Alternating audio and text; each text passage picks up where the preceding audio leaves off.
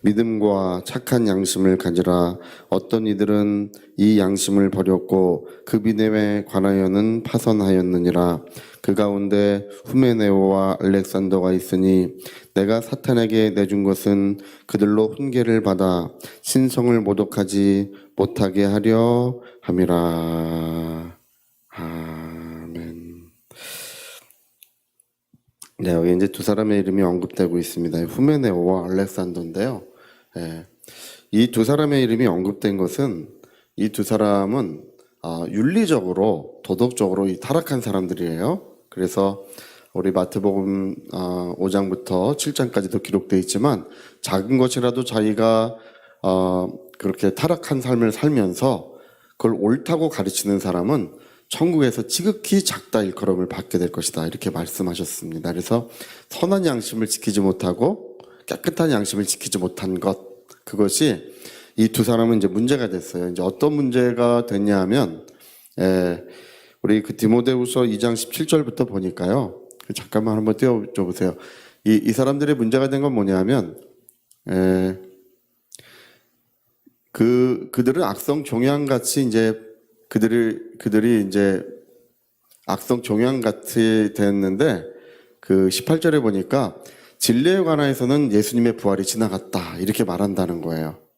그 중에 후메네오와 빌레도가 있느니라, 이렇게 두 사람 언급하면서 그들 진리에 관하여는 그들이 그릇되었다, 부활이 이미 지나갔다 했다, 이렇게 말하고 있습니다. 그러니까 이 사람들은 처음에는 윤리적으로 도덕적으로 탐욕이라든지 정욕이라든지 이런 문제에 빠졌던 거예요. 그런 문제에 빠졌다가 그 다음에는 이제 그러면 어떻게 되겠습니까? 하나님의 말씀이 그들의 영혼에 비춰지지 않는 거. 여러분, 하나님의 말씀은 성령으로 비춰줘야 깨닫는 것입니다.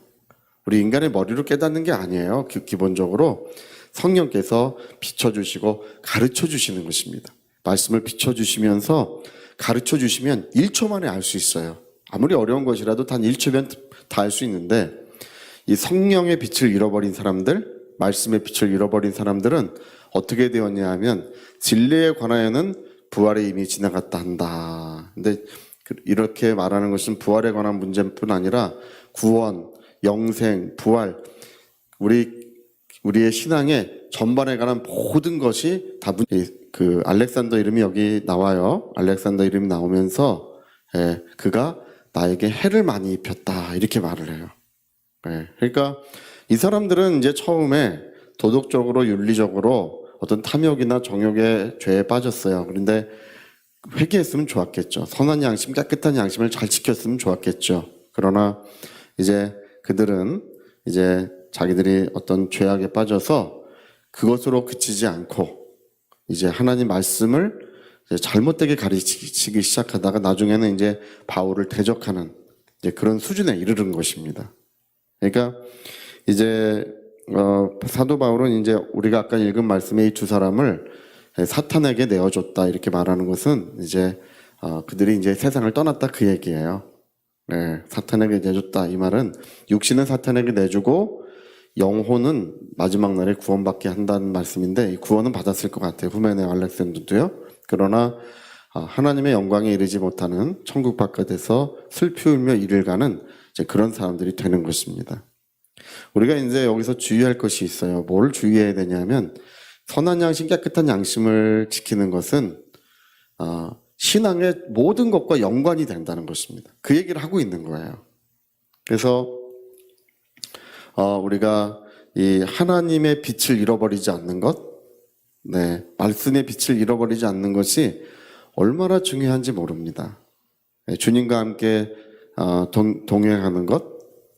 1990년대 아르헨티나의 후안 오르티즈 카를로스 목사님이 주님과 동행하십니까? 라는 책을 출판한 적이 있고, 이 책이 기독교에 굉장히 유행을 했었어요.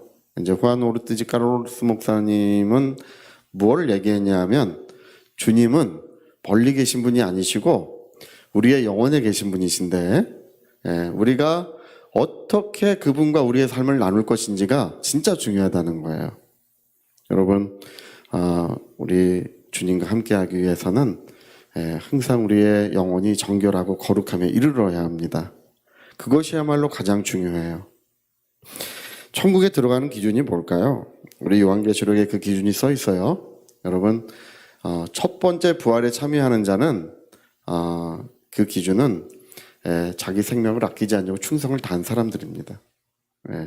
첫 번째 부활에 참여한 사람들은 자기의 생명을 다하여 주님을 섬긴 사람들은 첫째 부활의 영광에 참여해요. 그들은 둘째 사망의 해를 받지 아니하고 이제 세세무궁토록 그리스도와 더불어 왕노릇하게 될 것입니다.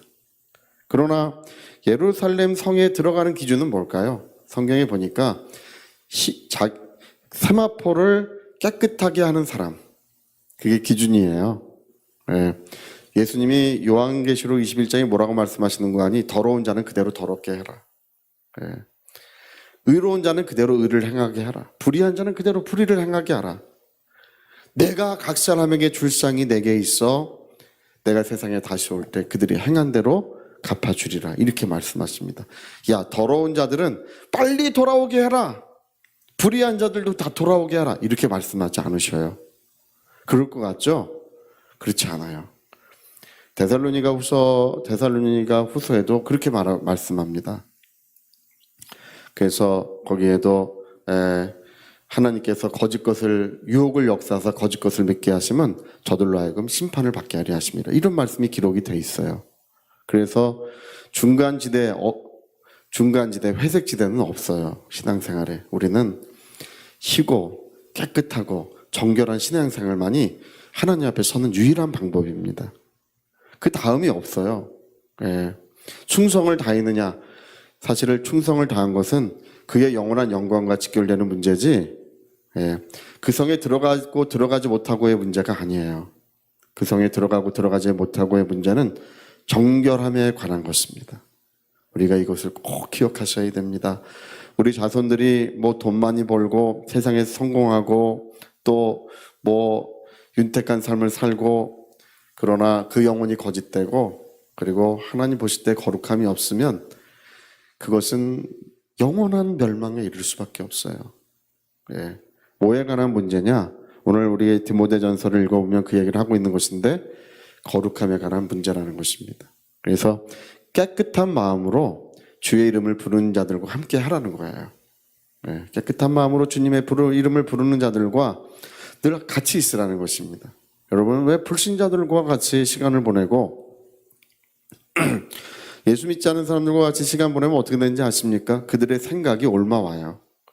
그들의 시야, 그들의 어떤 탐욕, 욕망, 죄악된 것들이 어쩔 수 없이 자기 영혼에 유입이 됩니다. 그래서 그것이 이제 전가가 되는 거예요. 여러분, 깨끗한 마음을 가진 사람들, 성령 충만한 사람들과 같이 있으면 같이 성령에 충만해집니다.